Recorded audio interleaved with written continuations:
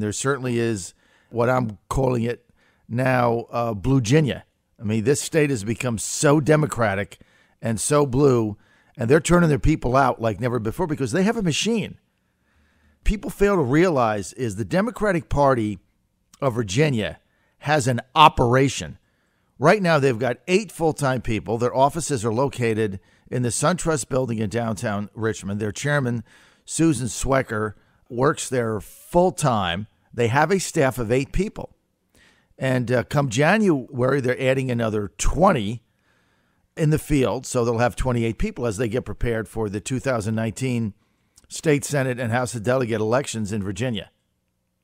And they're very well funded, and they're funded through McAuliffe.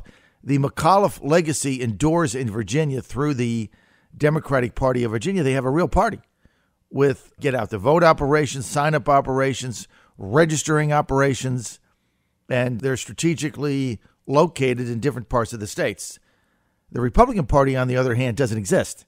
It is John Finley, their executive director, I think one other guy, and somebody answers the phone, and that's it. Jack Wilson, their chairman, I mean, he lives along 460 there, or Suffolk or something. There's no apparatus. They have a postal permit. And I'm not knocking the Republican Party of Virginia, but I just want you to understand it doesn't exist. And it infuriated me the other day when somebody said, well, the Republican Party of Virginia establishment didn't back Corey Stewart. Don't you get it? There is no establishment. There's nothing. I mean, right now, the last line of defense for a complete Democratic takeover of Virginia that will last for probably a generation. The last line of defense is Kirk Cox. He's it.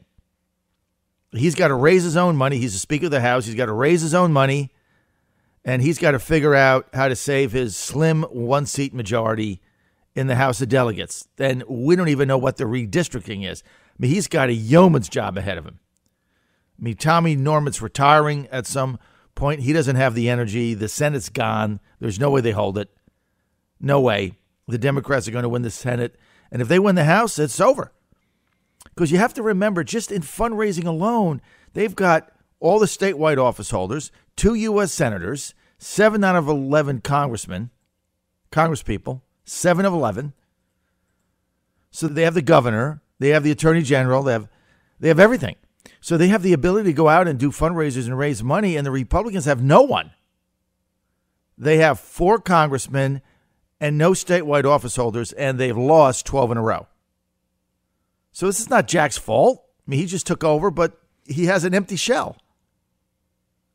So I just want to keep emphasizing what the Republicans here in Virginia are up against and how brutal the situation is, because there is no party. It doesn't exist. So stop telling me about the establishment. There's no establishment. There's no grassroots. There's nothing. There's nothing organized here. And there's no leadership.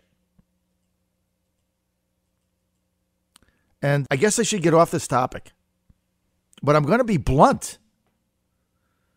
The nomination of Corey Stewart for U.S. Senate by Republicans in the last cycle in June was the death knell. That was sticking a stake in your own heart. And so for you Republicans out there, I don't know what you're doing. You keep nominating people that bring the party to the lowest depths it can go.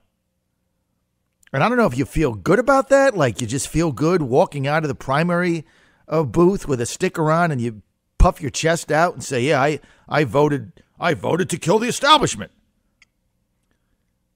The ridiculous nomination of Corey Stewart, who ran around with people with tiki torches and had photo ops with white supremacists and ran around with Confederate flags flying, that ridiculous nomination cost you 2 seats in the House of Representatives.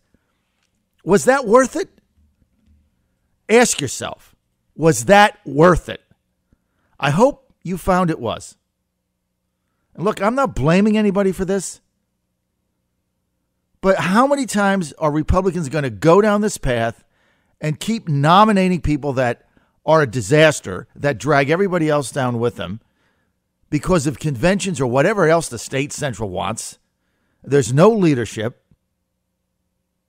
This party needs a chairman who can lead, inspire, and motivate and fire people up. And he has to, or she has to be strong enough to stand up to a lot of these people on the state central committee that are fighting their own little fiefdom battles that I don't really care about. I could care less about any of them. Like the 6th district, well, whatever. Like, stop. You're getting killed. I mean, you're about to lose everything. Kirk Cox is the last inner defense. That goes, it's over.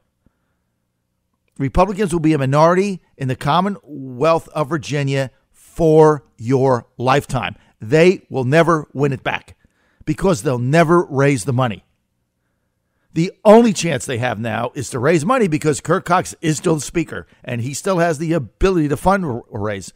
Once he's in the minority and there's nobody in the Senate and there's nobody in Congress and there's nobody at the statewide level, you get nothing. For those listening to me out there, you need to grasp what is going on here and the dire straits that Virginia is in for Republicans. This is a blue aqua state. And they lose the House, it's over. This Cox is the only guy that has the ability to raise money. And for the Republicans out there thinking about it, well, we're going to do primary challenges for those people that voted against, that voted for Medicaid expansion. We're going to challenge Glenn Davis, and we're going to challenge Joe Vogel, and we're going to challenge Frank Wagner. We're going to do primary battles, and we're going to show them. Seriously, folks? Show them what? What exactly are you going to show them? Well, we're going to show them that, the establishment, and they sold us out. They went for Medicaid expansion, and so we're going to primary them and get them out of there. Why don't you just guarantee you lose everything? The only person that can win that seat in Virginia Beach is Frank Wagner. If he's out, you're done. You lose that. Now, what about Joe Vogel? The only person who's going to save that seat is Joe Vogel. It's insanity. It is suicide. Kamikaze. That's my message to you Republicans out there. And don't be telling me about the grassroots. It's the grassroots. We got to do the grassroots. No, your back's against the wall. Just get it. You're going to lose the Senate. You have virtually a 5% chance of keeping it. Sturtevant seat's at risk. Siobhan Donovan seat's at risk. Dick Black's a goner. That seat's gone. Forget it. Mail it in. That's gone all blue. He's not going to win. He doesn't have the energy. He should retire. He's not going to win. And I like Dick Black. I'm a friend of Dick Black's. I just tell it like it is.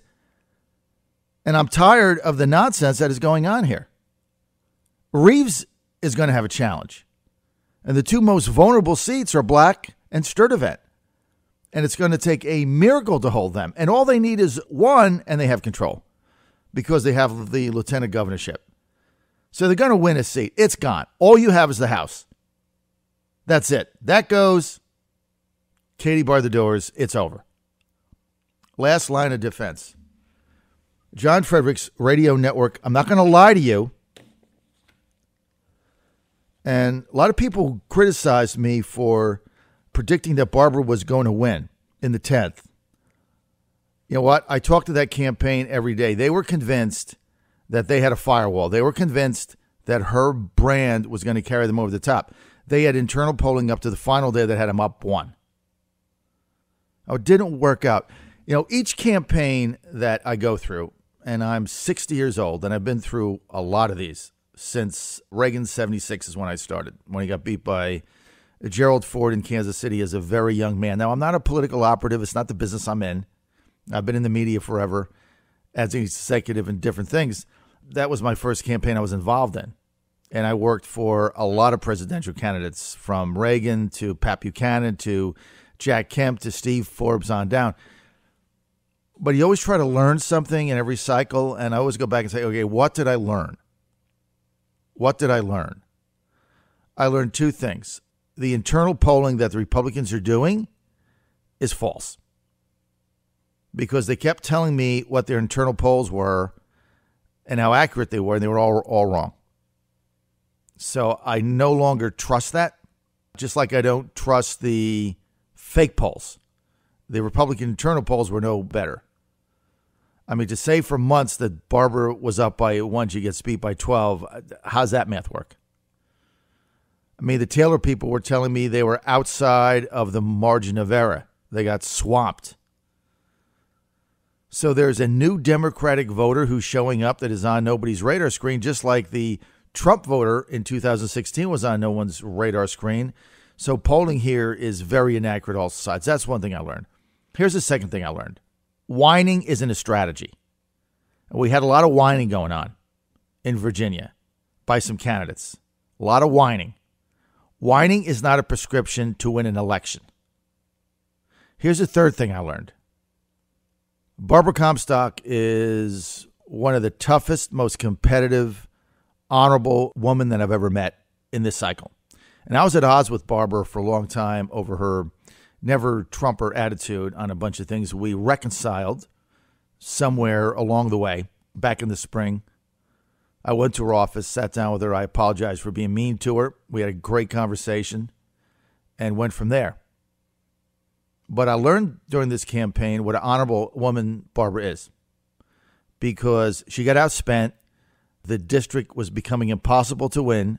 She came on my show every week. She worked her tail off.